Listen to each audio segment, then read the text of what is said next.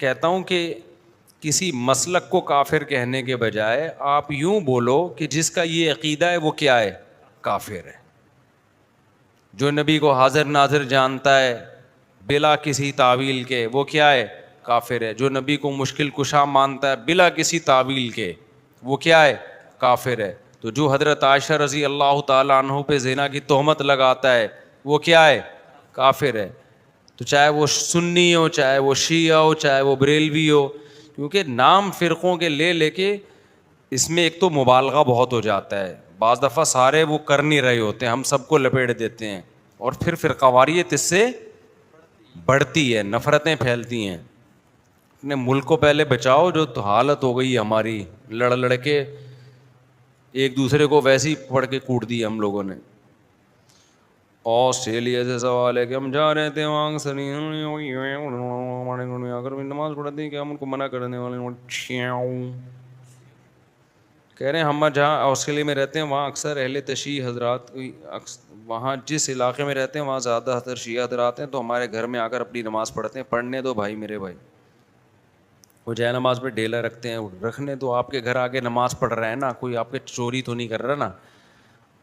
بار بار میں ایک بات کہتا ہوں، دوسرے کے مسلک کو چھیڑو نہیں، اپنے مسلک کو چھوڑو نہیں.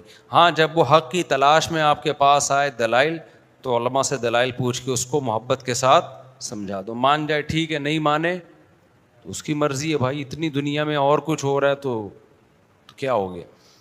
تو یہ ضرور ہے کہ کوئی بھی شخص، چاہے وہ سنی ہو چاہے وہ شیعہ ہو، آپ کے سامنے صحابہ کی گستاخی نہ کرے. وہ اب بولو بھائی یہ حدود سے کیا ہو رہا ہے. دیکھو کوئی عیسائی آپ کے گھر آتا ہے، وہ نبی کو نبی نہیں مانتا نا، تو آپ کو پہلے سے پتہ ہے نہیں مانتا، پھر بھی آپ کے گھر آتا ہے، کھانا کھا کے چلا جاتا ہے. لیکن وہ آ کے آپ کے پیغمبر کو برا بھلا کہنا شروع کر دے تو آپ کہو گے بھائی اب یہ کیا ہو رہی ہے؟ یہ زیادتی ہو رہی ہے. آپ کہو گے یہ کیا ہو رہی ہے؟ یہ زیادتی. تو کوئی بھی شخص آئے آپ کے سامنے سیدنا معاویہ کو برا بھلا کہنا شروع کر دے، حضرت ابو سفیان کو، ابو بکر کو، حضرت عائشہ کو، آپ بولیں بھائی آپ آئیں اپنی نماز پڑھیں، آپ کا ایک مسلک ہے، ایک فقہ ہے، آپ اس طریقے سے پڑھیں. ہم نے منع نہیں کیا آپ کو. میں تو یہاں تو شیعہ لوگوں کہتا ہوں، اور آئے بھی ہیں بہت سارے مسجدوں میں، بیان بھی سنتے ہیں. ایک دن کسی جذباتی نے پکڑ لیا کہ شیعہ آئے نکالو. میں نے کہا تو، مجھے بہت غصہ آیا. میں نے کہا کس بیس میں نکال رہے ہو بھائی؟ آپ مجھ سے پوچھے بغیر آپ یہ کام کر رہے ہو. تو یہ بدتمیز ہر جگہ پر ہوتے ہیں. میں نے کہا آئیں بیٹھیں بھائی. تو مجھ سے ملتے ہیں بہت سارے شیعہ لوگ بھی، میں کہیں جاتا ہوں نا اور بتا رہے ہوتے ہیں میں شیعہ ہوں لیکن آپ کو سنتا ہوں.